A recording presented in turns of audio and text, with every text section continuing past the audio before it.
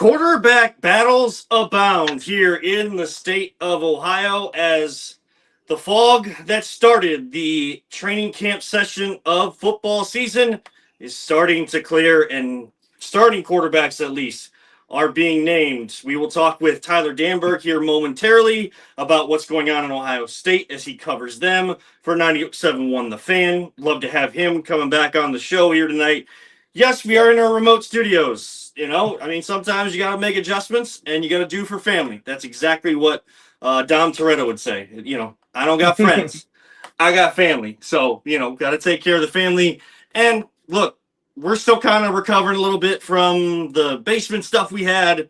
So rooms I typically use for this aren't available right now. So we're just gonna stand up in the old in one of the other rooms in the house right now. So I don't care about the vaccine. I really don't care anything about that. But this is Voice of the Land on the Big Play Network, partnered with LPV Productions, brought to you by our friends at Greeny Sports Cards. Reach out to them at greenysportscards.com. And, of course, they always have their shows going on in Kirtland once a month. They have a big one coming up at the Medina County Fair. And they're always live every Tuesday night with some eBay, eBay type stuff going on Tuesday night. So make sure to follow them and get all the information. greenysportscards.com. Hopefully, Ryan, my co-host Ryan Mosser, hopefully we have a contest with them. I know we probably will coming up soon. Yep. But congrats again to those that won the Muni Lock cards last week. Yes. That two of those packs. And I know Greeny Sports Cards and Reflog and Big Play, like they want to bring out another set as well. So trying to expand what's going on with that. Right. Yeah, and those are sent out. So the winners, you should be getting those shortly, Shannon and Rebecca. And congratulations again. And I just want to say thanks again to Greenies for providing those. It's really awesome. Yep. Thank you to them. As we said, partnered with LPV Productions. And we'll start with Ohio State because I know, and we'll have Peter just kind of chime in when he sees Tyler jump in the stream here. But I was going to start Browns. Got to start a little later, which is totally fine. I'd rather start with Ohio State anyways. It's a blessing in disguise. Absolutely. So Julian Sayin, not really surprising, but Julian Sayin has been announced as the starting quarterback. Ryan Day saying this week that he separated himself over the last week. Ryan, I've been seeing a lot of stuff where Julian Sayin had separated himself a long time ago, but they wanted to give Lincoln Kienholz, the guy that's been in the program for a little bit longer than Julian Sayin. He has talent. He has athleticism. They wanted to give him a chance, and he is definitely a viable backup as they kind of set their depth chart. Tavian St. Clair, the guy that came in as a freshman this year, Ryan Day saying he's not quite ready, but he has shown that he is more than capable of leading the Ohio State Buckeyes when it is his turn. So they have an actual depth chart. The Browns don't. So at least we got actual information to talk about. Ryan, your reaction when you saw Julian Sayin and kind of how they separated out the depth chart there at Ohio State. Yeah, I wasn't surprised. I've been saying for a while that I thought it was Julian's job. I mean, J.J. Smith alluded to it a month back, and he had kind of had to back those words up a little bit. Testament to St. Clair, or not St. Clair, I'm sorry, Julian Sayin. I mean, Kienholz is not a slouch. The guy, I mean, he won Iron Buckeye. He's one of the most athletic guys in the program, and I mean, I think that Ryan Day really took so long in this process because Kienholz isn't a slouch, and he was showing that he could potentially, win this job. So why limit yourself if a guy is driving and pushing and doing everything he can to, eventually hopefully win that position? You're going to let him until the last second. And I think it's smart to announce it this week compared to next week, just because, you're not fooling anybody. It's not really a huge advantage, like you said last week with Texas. Now, going forward, they know who the guy is and they know their place. And as you said, Tavian St. Clair, that dude is going to be amazing. And once it's his turn, he showed flashes in the spring game this year. And, once it's his turn, I don't know.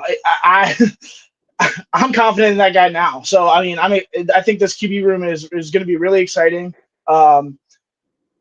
Julian Saint's super accurate, and it's going to be a lot of fun. I'm excited for Texas.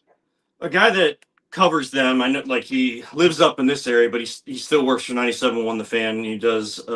He's hosts the Cleveland Browns Daily here in town, but he also hosts Bishop and Friends or Bo and Friends. I can't remember the exact name, but for 97.1, where Tyler Danberg works, and he has a morning show. And like, what are they covering down in Columbus? One of the biggest things is Ohio State athletics, and he was down there for the first few days of training camp. He's been in and around practice when he's gone down to Columbus, and said that he is the quickest release that he has ever seen from a quarterback. People, Ryan, people want to question, and we'll probably talk to Tyler about this too, question his size and everything like that. But in college, you get away with that. I think people Right. question that because it's like, oh, like he's not gonna amount to anything in the NFL. Size wise, he can't. People that are short don't equate to that. We're not worried about the NFL. That's for Ohio State and the coaches to continue their pro level development to get these guys ready to go to that next level when they get to that point of their collegiate career. All I care about is a guy that can lead the Ohio State Buckeyes and play well at the collegiate level. And at the collegiate level, Ryan, it doesn't matter the size of the quarterback. We've seen so many different styles of quarterbacks have so much success in the Right. college game. Yeah, for sure. And I mean, this offensive line as well is going to be so good. We are so deep. There's so many guys. Even the upcoming freshman Carter Lowe, even as an offensive tackle, like they're saying he is showing flashes what he could be eventual starter. There are I'd say 7 or 8 guys who are worthy of starting on this line, and you can only start 5. So the depth compared to last year when you had Simmons hurt and guys moving around and stuff, this year's going to be way different. I'm really excited for this offensive line. So with that, I mean, yeah, height. He's not short. He's close to 6 foot. Um, I'm stuttering today. Is what I'm doing. I'm not worried about Julian Saint and his size. Like you said, college really doesn't matter. But with this offensive line, this is an NFL caliber offensive line. He's going to be just fine. Well, we have Tyler here, so I'll bring him Well, in and we let's can bring talk him in. some Friend of the program, Buckeyes here. Tyler Danberg, joining us from a car. We're all in different places today. I love it. I absolutely love it. Tyler, thank you so much for jumping in with us to talk some Ohio State football. Let the people know what you're doing now and how you got an opportunity to get back connected with the school that you went to and the football team you grew up loving. Well, thank you, Kevin, and thank you guys for having me. I really appreciate it. Sorry that the venue might not be ideal. I I mean, look, I'm in apologize, my but bedroom. It doesn't matter. what matters is we're all together, and I appreciate that so much. So yeah. This will be my first year with the Ohio State Sports Network. I will be the women's basketball and baseball broadcaster and football sideline reporter for the Ohio State Sports Network from Learfield. So incredibly grateful to the great Skip Mossick, Matt Fishman, everybody at Learfield and Tegna and Ohio State Sports Properties for letting me be a part of a great career. And excited to be with Paul Keels and Jim Lachey for Ohio State football this year.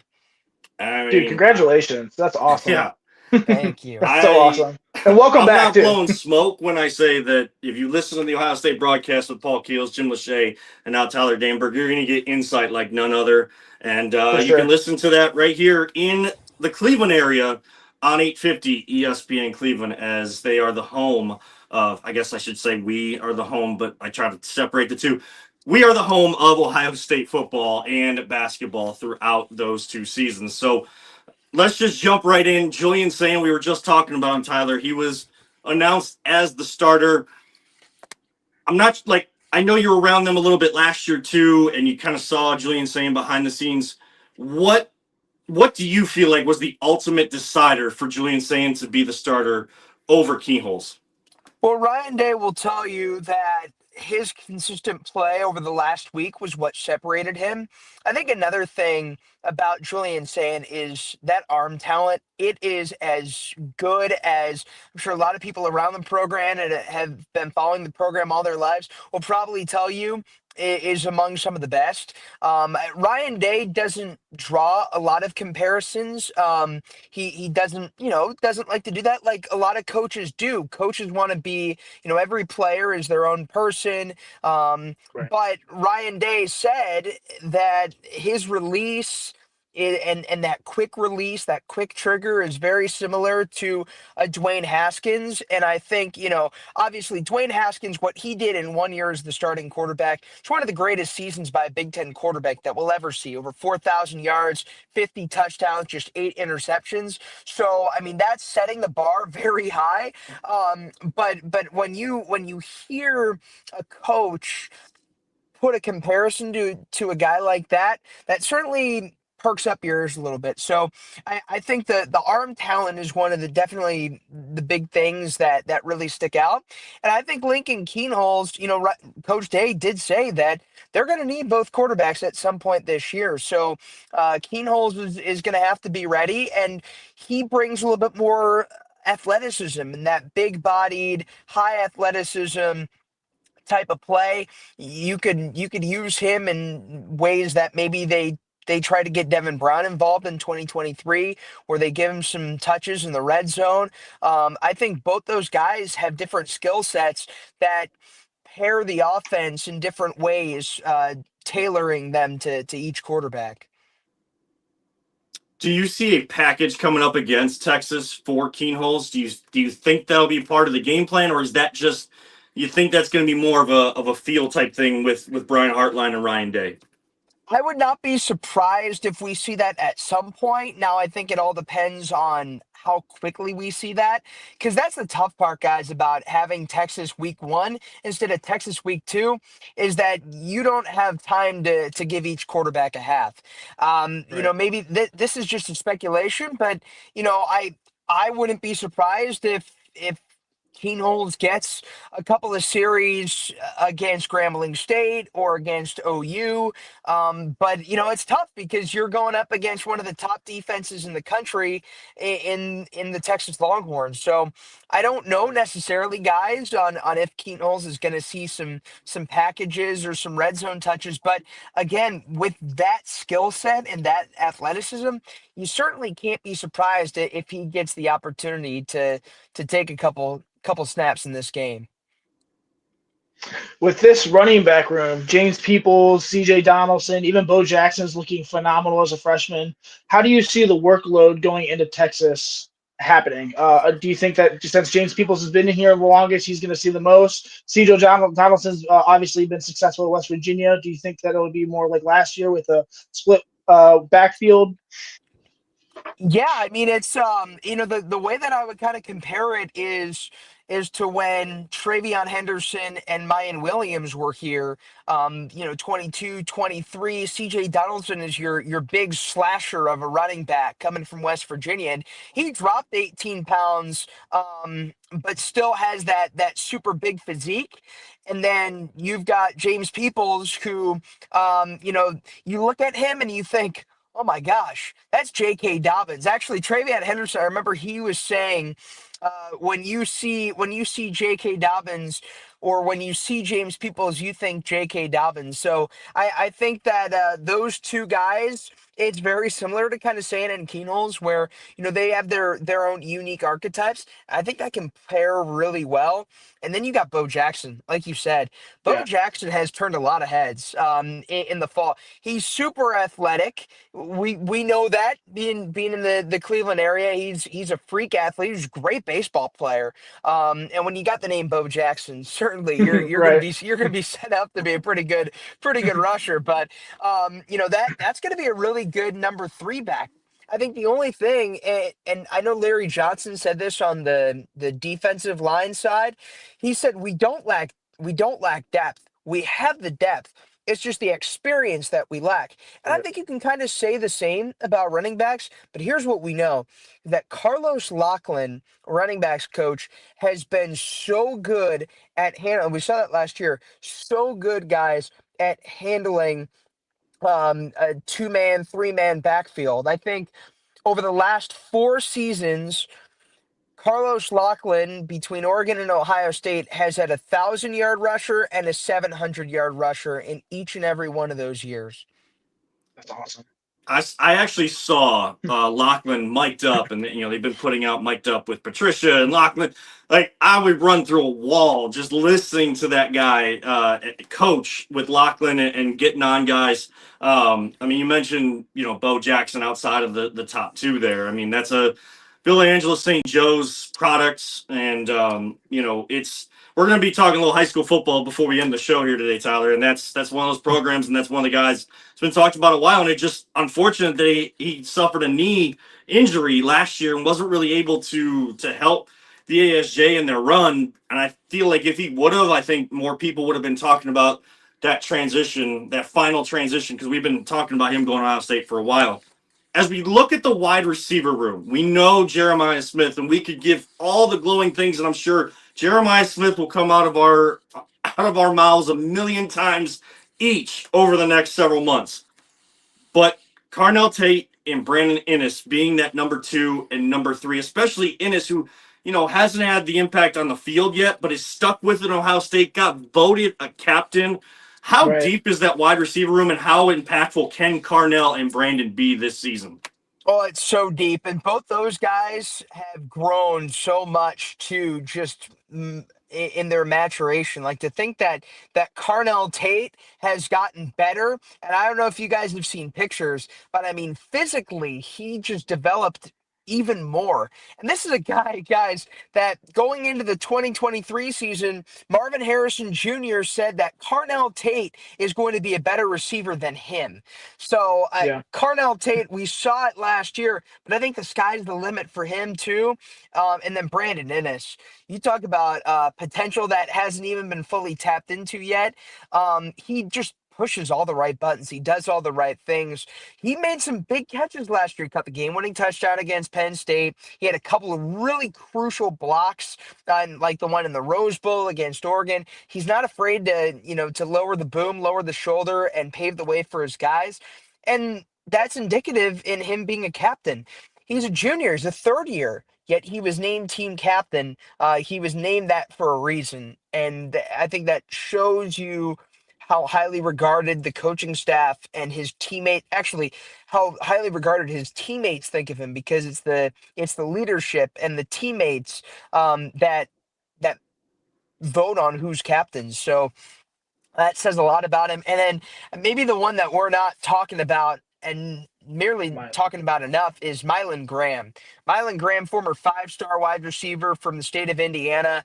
That was a guy that Brian Hartline said in the offseason, he's growing exponentially. He's a guy that, he came in last year, and Jeremiah Smith is the talk and toast of the town, and rightfully so. He's a superhuman, and he's probably going to even take even bigger of a step this year. But Mylan Graham also stepped on a campus, and last year the wide receiver room was just so crowded that it made it tough for him. But that is a guy that can turn a lot of heads this year, whether that's in the wide receiver 4 spot, whether that's a guy who can continue to climb up the depth charts. But that I'm really excited to see if this is the year that Mylan Graham really starts to take notice. And I kind of have like a soft spot lower on in that depth chart, because I just saw Demarion Witten get his black stripe taken off. I mean, I've worked with his dad for several years now, so it's just it's just kind of the nice fun story there. We were talking about, because we're going to be hosting high school stuff for the station, and I was texting with the crew and asking them for their opinions on certain things, and his dad just goes, I don't really care what you guys do. I'm on cloud 10 right now. So, so it was a great moment for that family. Ryan, I apologize if I cut you off and you had a question. Are you good? I just had to, just shout out to the Wittens, Dale, Demarion. Congrats on getting the black stripe taken off. And I'm sure that's a guy that if he sticks around, he can be making some plays like some of these other guys we're talking about underneath the top guys.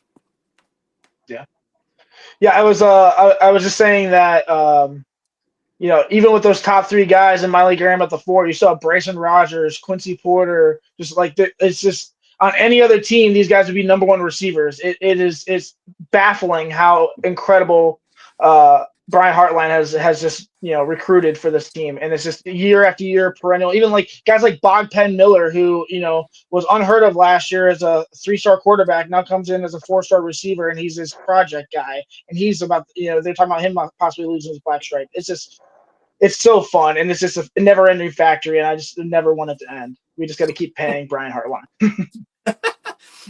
Well, and speaking of Brian Hartline, like I think one of the biggest questions around him, Tyler, is we're talking to Tyler Danberg. He'll be on the sideline for the broadcast, the radio broadcast, Buckeye Radio Network from Learfield with Paul Keels, Jim Lachey this season. The big question around Brian Hartline, he's had the chance in the past, and now he gets another chance to call plays. How do you expect that to kind of go? Do you feel like he's really learned and can take what he maybe saw from Chip Kelly last year into 2025? You hit the nail on the head right there, because this will be the third year where Hartline's been an offensive coordinator. He's been OC or co-OC, but this is going to be his first year calling plays. I think for him, he's been with the program for now 8 years as a staffer, and the biggest thing is that he's been able to see so many different guys and how they call plays. He was talking about this week about how he's learned so much from Chip Kelly, having that year to see how Chip Kelly operates and how Ryan Day calls plays and how he goes between being the CEO of the program, but also the play caller, I think, is another eye-opening thing. He's got so many resources. Tyler Bowen, who's the offensive line coach, was former OC at Virginia Tech.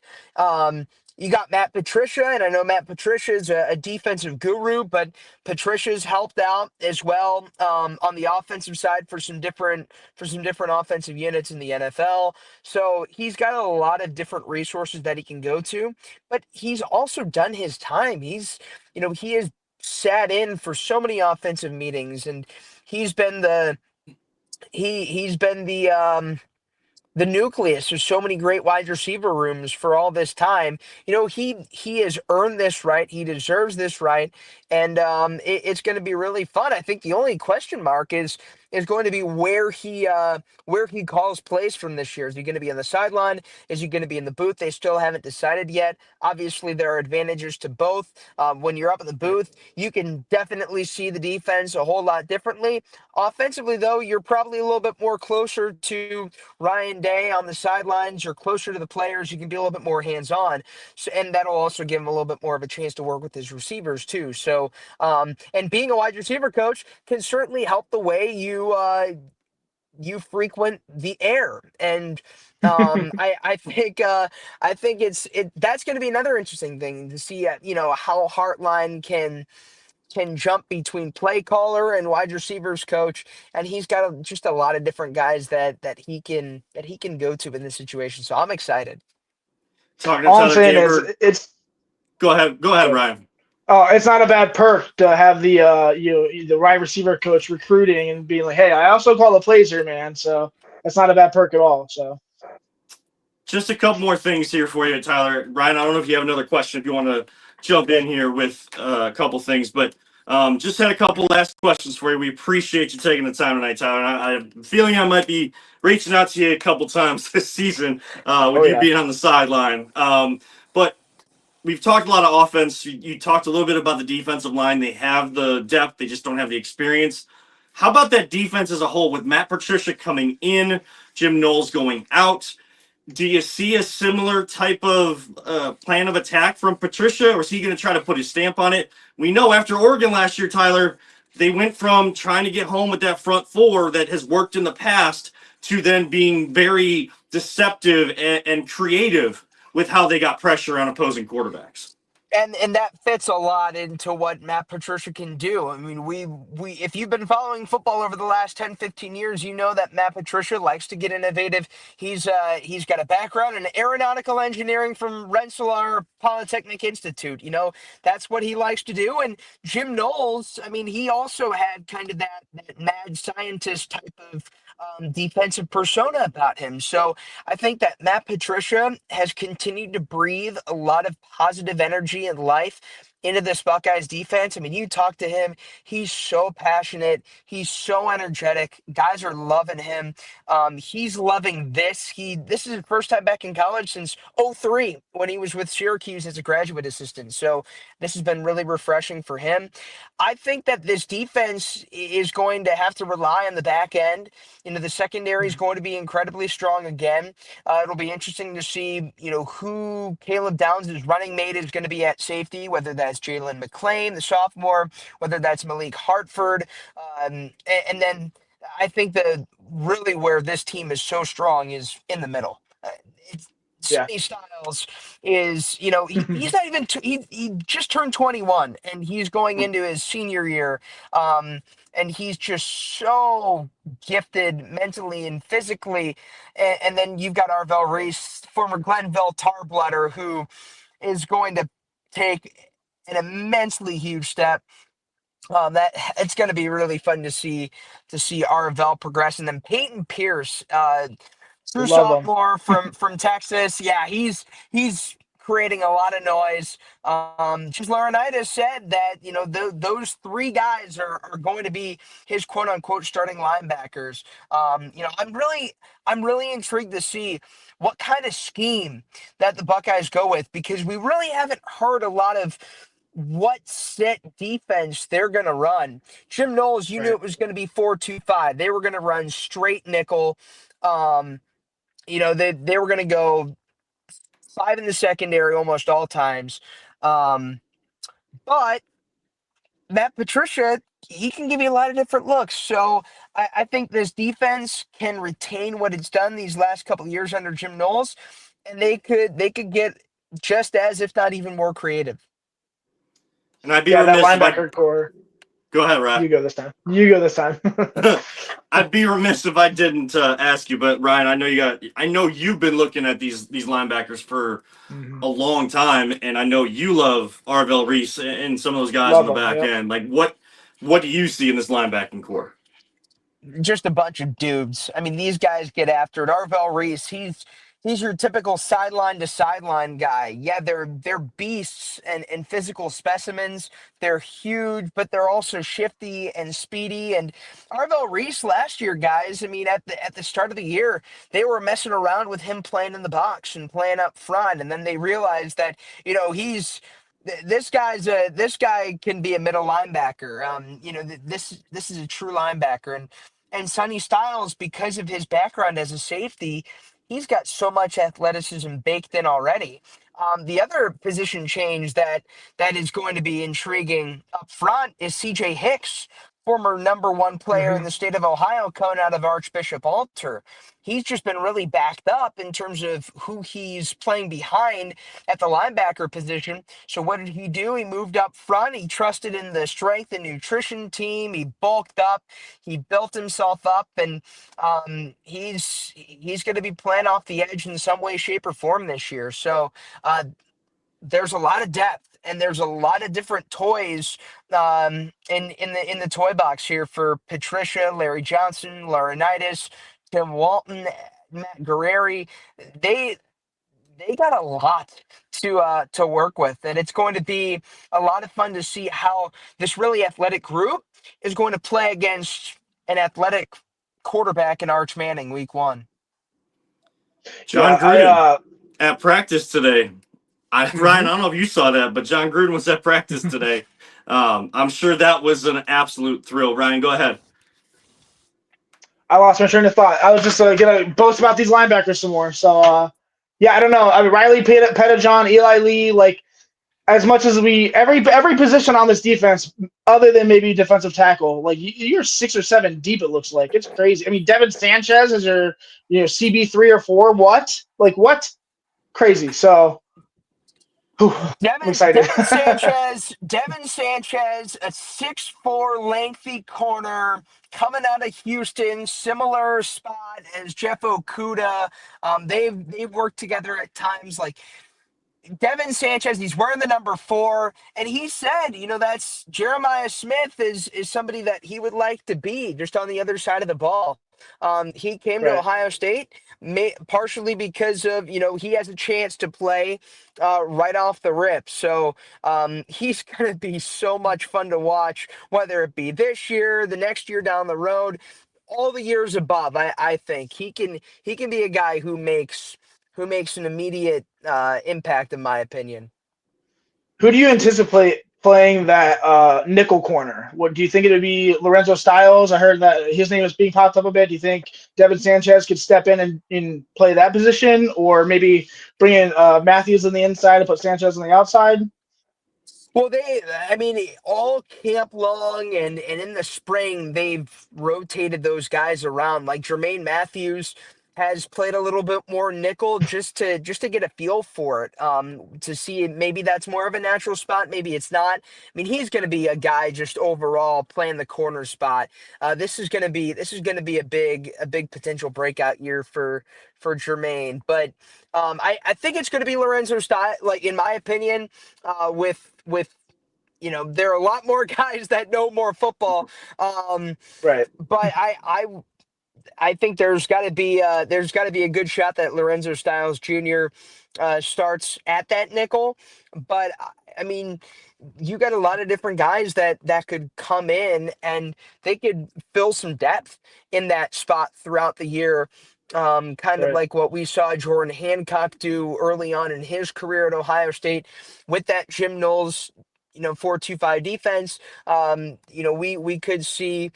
We could see kind of a nickel by committee later in games or earlier in games. But I think Lorenzo Styles would be a prime candidate to play that spot.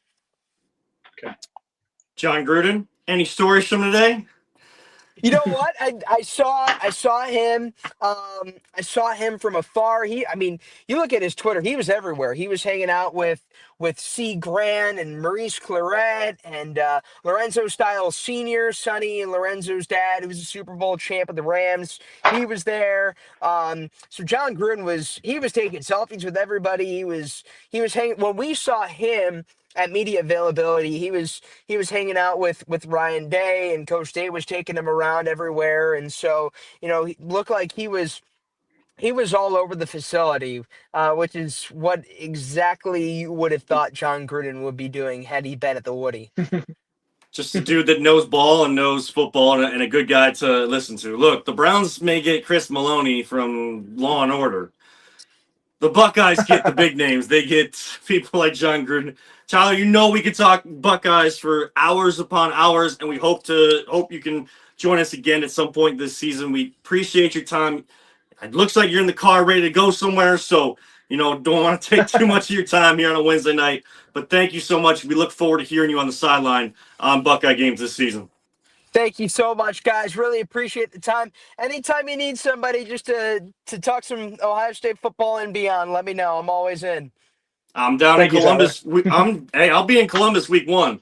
So we're doing a pregame show for the station down there, and then we'll see if we get in to cover the game. We'll see about all of that. But Tyler, hopefully we can connect down there, and we'll connect on the show again. Thank you so much. You are such a good dude, and you know so much about this. We can't thank you enough. I appreciate you guys. Looking forward to seeing you soon. Absolutely. Go Bucks. There he is. Go Bucks. That is Tyler Danberg, the sideline reporter for the Buckeyes Radio Network. And a lot of great information. He'll also be calling women's games and the baseball games this year. Like, that dude has earned it. Absolutely earned it. For sure. Ryan, a lot of great information there. And I know that there were a lot of guys he brought up that you've had your eye on for a while, knowing licking my how you chops. kind of get into prospects and recruits and all that kind of stuff. Yeah, this season is gonna be a lot of fun. There's a lot of guys who lost in the NFL draft and in graduation, but there are a lot of guys who, like he said, a lot of guys who haven't really played but have high expectations and should fit in like a glove. So it's always been next man up, and we won the national championship last year, but Caleb Downs, the first 2 weeks of the new season, wanted all the banners down, because this team hasn't earned it, and they're looking to go out and earn it themselves, and I'm excited for them to create their own chapter for this Buckeye legacy. Pretty easy to do that in the Woody because now they got digital boards with those with those years of national championships instead of having to take banners Right. down. But I think the biggest question mark theme to start the year, especially with such a tough test against the number one team in the country, both in coaches poll and AP poll, with Arch Manning at the helm, that is the Texas Longhorns. The biggest question mark theme, experience. And I think that's the first thing. That's the first hurdle, that nervousness, that lack of experience when things start to go awry at that level.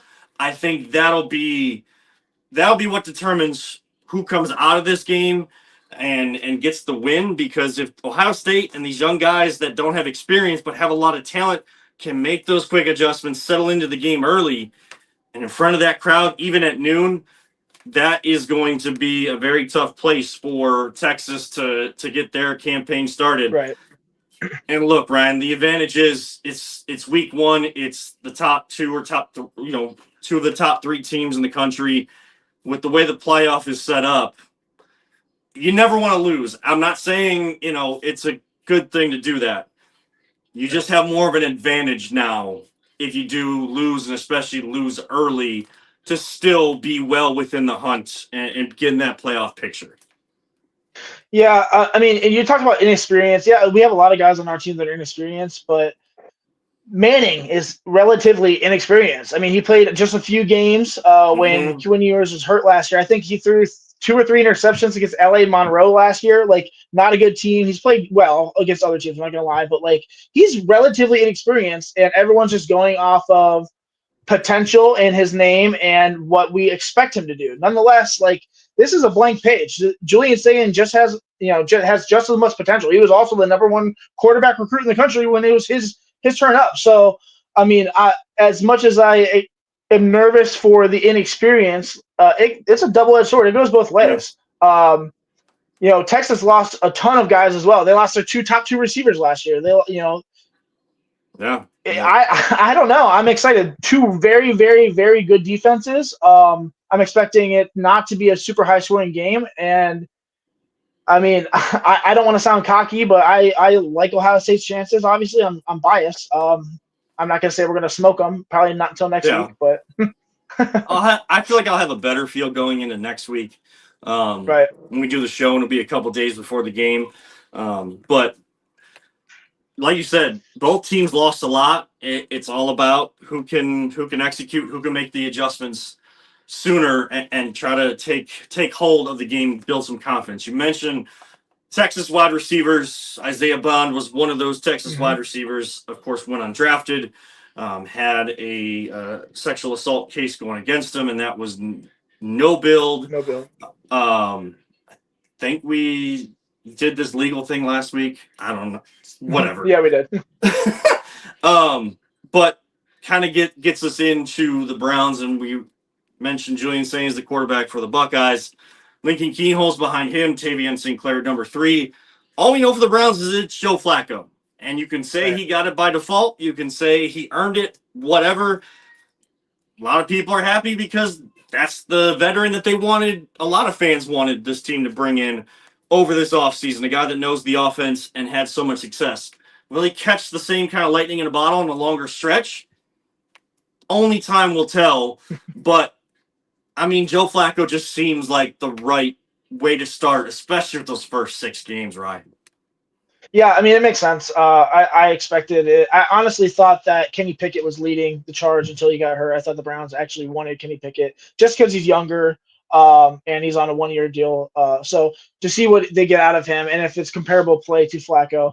I love Flacco. I mean, obviously, he took us to the playoffs. What he did in the playoffs is something different, but nonetheless, like, I was ready to build a statue for the guy. He's clearly not the answer at quarterback. And what sucks is we don't know what the answer is going to be for the future at quarterback. And it's kicking a dead horse with these rookies. I don't expect them to play the first couple games unless, injuries make them. But we got to get him in there. And I think that Flacco just taking the beating that we're probably going to get for the first few games, like you said, the first six games are going to be awful. They're very difficult.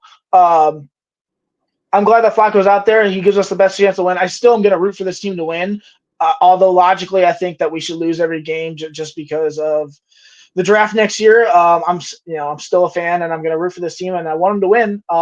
We'll see if Flacco can do it.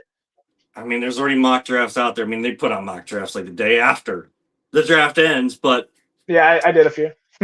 I know you did.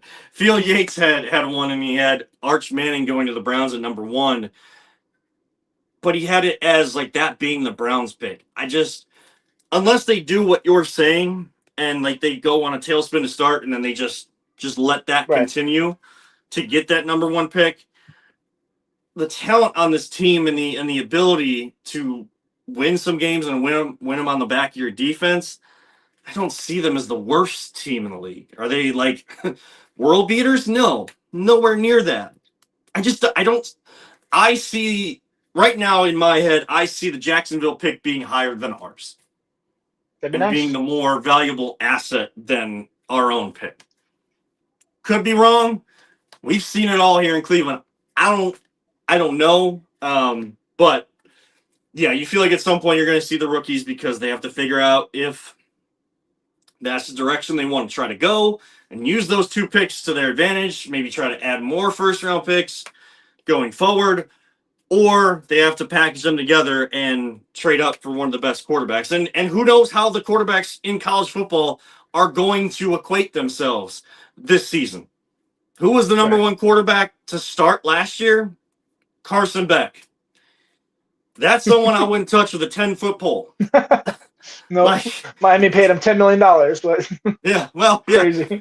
I guess if I'd take the $10 million, but oh yeah.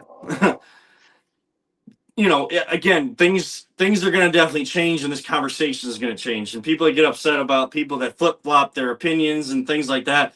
That's the beauty of all this. Like, you get to do that, and as more information comes in, that's going to naturally happen. If you just root for your take to be right, you're not having any fun. Right. I went on this rant on Sunday, and I said, like, I'm over the Browns drama. All I want to do is I just want to have fun. Like, coming out of the game with Shedeur, like, it was just fun to see that. Did I come out of that saying he's the answer and like, oh, we're going far because Shedeur is going to be that guy after Flacco and all of that? No, all of these issues. And you look at Myles Garrett today. I don't know if you heard him today, Ryan. He was asked about the speeding tickets 3 different times. He was asked about it and said, I don't want to talk about that. I only want to talk about this team and what's going on with this team. And later on in that, he said, I was self-motivated to become more of a leader to this team. And he's still preaching himself. And we know, like, it's falling on deaf ears, but still, he's putting himself out there as a leader. And he's just not. Like, all I say to Myles Garrett is go sack the quarterback and get away from me. Yeah, I mean, I really haven't heard him talk like that before, though, which is interesting. I like him assuming a role as a leader. Usually it's like he's quiet, I'm wondering if he actually got in trouble, or bro, we gave you all this money. What the heck are you doing? Like, talk one of those talks, like, you better clean your crap up right now and set the example. Because the fact that I don't want to talk about, I didn't see it, but the way you were saying it, I don't want to talk about that. I want to talk about this team. Actually, that sounds more of a leader to me, which, like you said, I don't know. It's weird. Hopefully it's not fake. Hopefully it's real. I mean, I would love for him to be a vocal leader as well. But like you said, all I care about is that he just goes and gets a quarterback. That's all I care about. So it was you didn't hear it, but I got a chance to listen to some of the cuts. And I listened to the whole interview, the whole press conference today. Right. It was dismissive. It wasn't like, okay. Like, I know, like, I made mistakes. I got to clean that up. But really, if we can, like, let's talk about what's going on with this team, because we have, we're trying to change the narrative about us, and we know we're capable of. Love to talk about how that's kind of grown.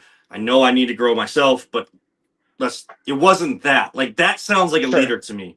It was very, like Isaiah Bond was respectful in saying, I appreciate your question, but my lawyer, my agent have like advised me Yeah, not I to heard that say one. anything. He did an opening statement and then answered that way. The media members understood. Shedeur Sanders, when he was asked about it, he said he had to do better. Like, it wasn't, they didn't dwell on it. He did a very simple answer, a very professional level answer. Didn't give a lot. Didn't, did I come out of there believing he wasn't going to get any other speeding tickets or violations like that? Not fully, but like, you just moved Right. on. It was just something very simple, and you just move on. This was very dismissive, and again, that's I'll have to go it's back and just watch Myles it. Garrett, and we know he's going to get a bunch of sacks, and hopefully that Right. helps lead. And it's more this year because that defensive line is so deep.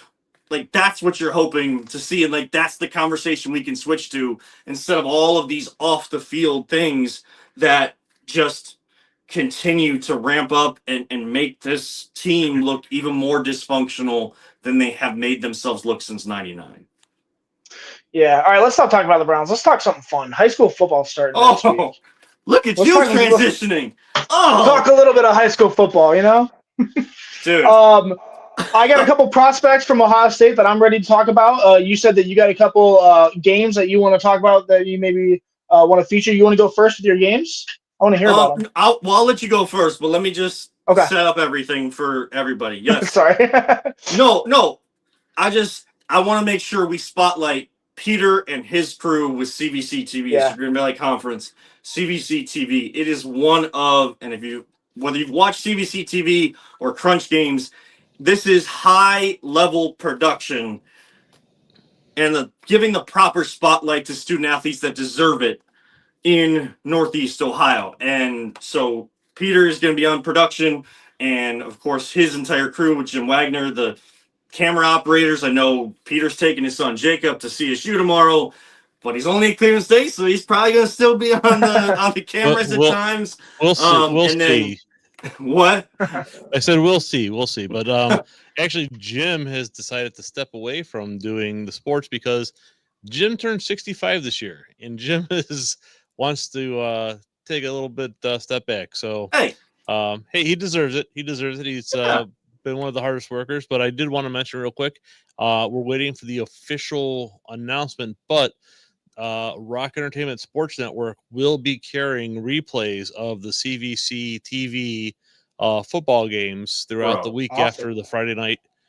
So basically, That's we're huge. expanding that and getting those student athletes out in front of, I think the estimated audience is potentially 1.9 million people can tune in over the good air for you. and on Spectrum Cable for that. So I mean, look, Rock That's Entertainment. awesome. Rock Entertainment's they've definitely added an element to covering high school football, high school athletics, and I mean they tend to I've seen a lot of stuff with them with Division I, Region I, and that's the granddaddy of them all. Not to take a line from the Rose Bowl, but that's the beast of Ohio football, Northeast Ohio football, but Ohio football overall, and to then add in schools that range from like Division III all the way to 7. There in the Green Valley Conference as it continues to grow. That's such a great platform. And Kyle Cornell, Anthony Alford, AA Anthony Alford, they do the Side Hustle Wrestling podcast, but they are also on the call for these games. And it is, I always have it on in the studio because that is the best production, some of the best calls you're going to get in high school football. You feel like you're watching a big time game. So shout out to CVC TV. Shout out to everybody that's covering high school football. And it is going to be a fun season. And Ryan, I know you got a couple prospects that you put together, and we'll probably do this throughout the year as well because I want to spotlight however I can using this platform and any other ones we get. Yeah, so I mean, I'm a Buckeye fan, so I'm gonna start doing guys who either committed to Ohio State or guys who have gotten offers or who I think should play for Ohio State. All Ohio players we're gonna go through. I have 2 players today. I have an offensive and a defensive player. I'll let you pick which one you want to go first. Offensive. Offense. Let's do offense. All right. Both these guys are class of 2026. They are both already committed to Ohio State. This first one, his name is Sam Greer. He's an offensive tackle from Archbishop Hoban. 6'8", 315, and he was listed at 290 in March. So since March, he's gained another 25 pounds at 6'8". Big guy, big prospect. Saying he's a 4-star offensive tackle, he's going to be a 5-star by the time he's done. He's currently the 7th best offensive tackle ranked in the country, 74th nationally. I suspect him probably in the 30s by the end of the year. That's by 27 Sports. In March, he was the 9th best prospect in all of Ohio, and now he's the 2nd best prospect. So just from March, he's jumped up 7 spots. And he hasn't really done anything. It's all hype. This guy, he didn't play his. Yeah, crazy. Ohio State was on him early. In 2023, they were his first Division I offer, and he's maintained that relationship with Tyler Bowen, the new offensive line coach for Ohio State. Very good athlete. He's actually a fantastic basketball player. He plays center at 6'8", 315, which is just insane center. He's got hops. He can dunk. So he's just a phenomenal athlete. Didn't play his freshman or sophomore year for football because of injuries, but had a very, very strong junior year and got a lot more offers last year. Gets off the ball quickly and has really good feet for a guy his size. This guy is what you dream about for an offensive tackle. I'm so excited for this guy. Archbishop Hoban plays Harvest Prep at home. Harvest Prep is a Columbus school. Harvest Prep went to the third round of the playoffs last year before they lost.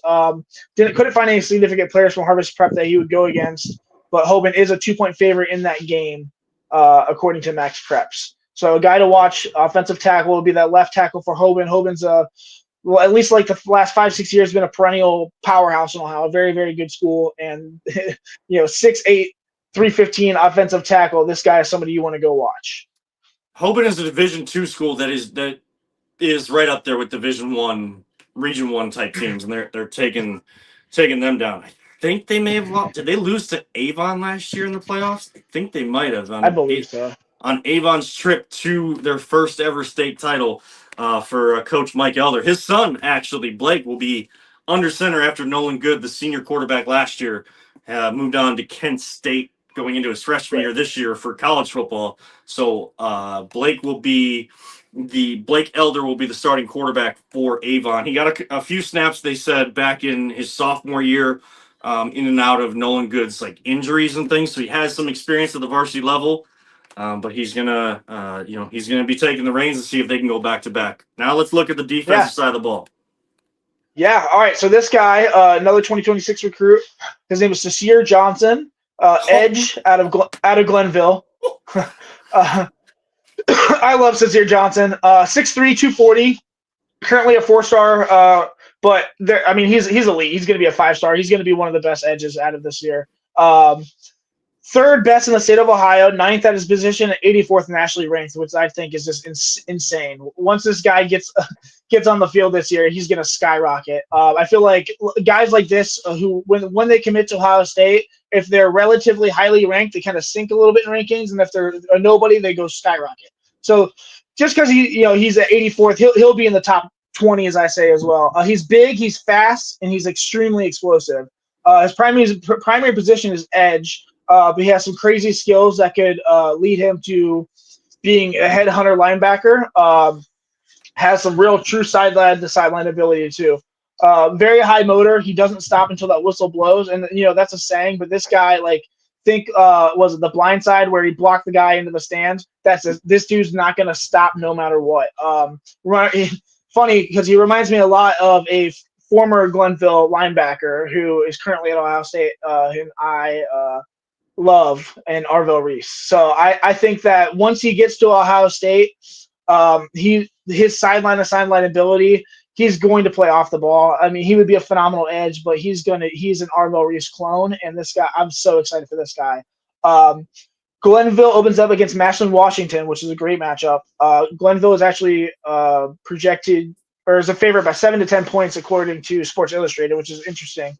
It's going to be a good game. And, the Glenville pipeline, obviously there's a ton of guys who have come from this school who played for Ohio State and did big things, like Troy Smith, Teddy Ginn, Dante Whitner, Cardell Jones, Marshall Lattimore, I can go on. Even Arvell Reese, Bryce Rest, and Demarion Witten, who are on the team currently. Sincere Johnson is a guy that you are going to want to watch. And this team also has a ton of prospects as well. Jameer Perez, who's a senior as well, defensive tackle, 350 pounds, big boy. He's a 3-star prospect, committed to Florida, but Ohio State took him away within a month, and he flipped over to Ohio State. He's going to be he stops everything. 350 pounds, and he's big and strong. Freshman, I want to shout out to Amir Lemon, is a 6'4" freshman receiver. Nobody knows him right now, but he's one of those guys who has always been the best in his grade, the best not just on his school, but the best in his area. And that's usually because of, he's 6'4" and he's huge and, gifted physically. But, once he gets into high school, I suspect this guy, even with, relatively evener competition, he's going to, maybe not this year, but next year, he's going to be a guy to watch. And his name is Amir Lennon. So check him out as well. A lot of guys from Glenville. It's going to be, I would love to do more of this. And, as fall seasons try to start to develop here, I'm going to be looking out for like stories around all the other fall sports too, to try to highlight some people.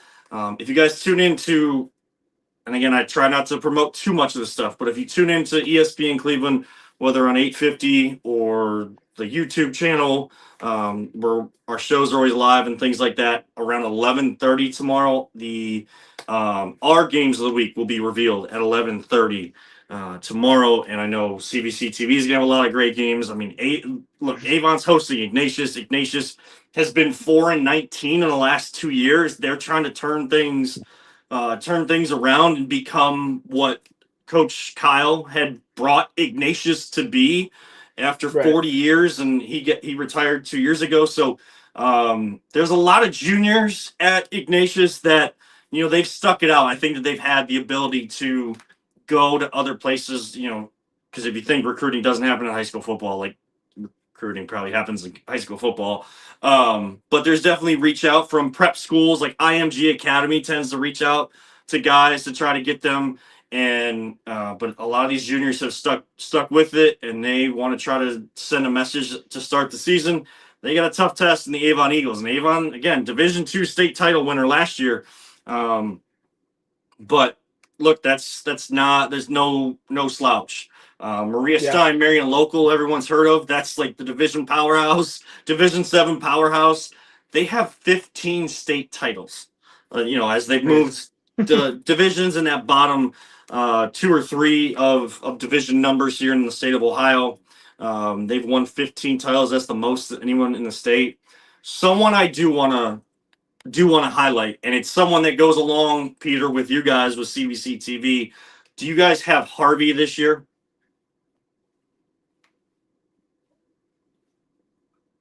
I'm sorry, Kevin, say that one more time. Do you have Harvey this year as one of your guys' games? We do have, I believe we do, yes. Sean Alston. This is a name to continue to keep an eye on. Running back from Painesville, Harvey. Okay. He's going into his senior year. He's already committed to USC. Really? He's like 81 yards and 75 points away from program history, like Harvey history as a running back.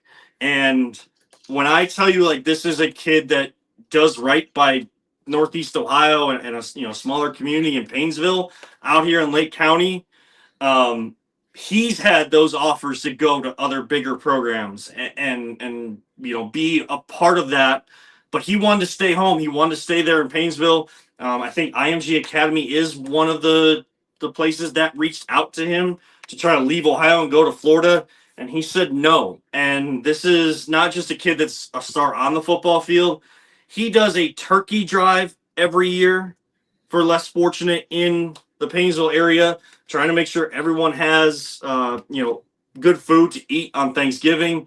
And at Christmas time, he does a shopping spree for 2 kids that kind of get selected and are, kind of given to him. Some names are given to him of kids that could use and families that could use a boost. And he takes 2 to like a local, like Target or something like that.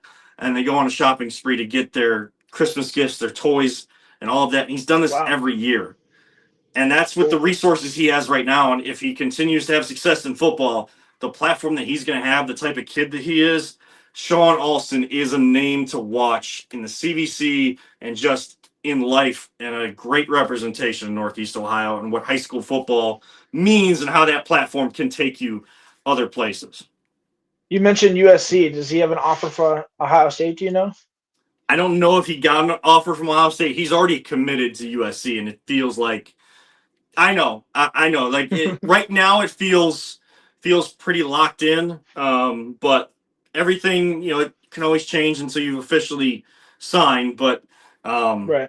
he said that he really liked what they had and at USC, and it feels like a kid, like when he commits to something, he's gonna stick with it. So Sean Alston, definitely a name to watch. Boy, oh boy, this has been such a fun show talking Ohio State with Tyler Danberg. We thank him for his time. We had a touch on Browns. We did. Peter, I'm assuming the Guardians did not win in extra innings. No, they did not. So they've lost 5 of their last 6 as they're trying to make a run. Not an ideal way. They definitely need that day off tomorrow before they go into a weekend series against another team struggling right now in the Texas Rangers. And of course, touching on high school football, I know the guys from the Side Hustle are there. They're ready to record. I want to, if they can hear me, I want to wish them good luck in their calls this season. I'll definitely be checking out all of those and watching that on replay because they do an amazing job on CBC TV. And they do an amazing job covering and talking pro wrestling on the Side Hustle Wrestling podcast. So for Ryan Mosser, our producer extraordinaire, Peter Tillip, I'm Kevin Arnold, reminding all of you, don't let anyone ever tell you it's just a game. We truly love you all 3,000. Don't talk about it. Be about it. Ryan? It's fantasy football season, baby. We made it. We made it. Football is here, and it kicks off Friday. Well, actually, tomorrow night, some high school games, and officially Friday Night Lights are back this Friday. This has been the Voice of the Land podcast on the Big Play Network, brought to you by our friends over at Greeny Sports Cards. Reach out to them today at greenysportscards.com.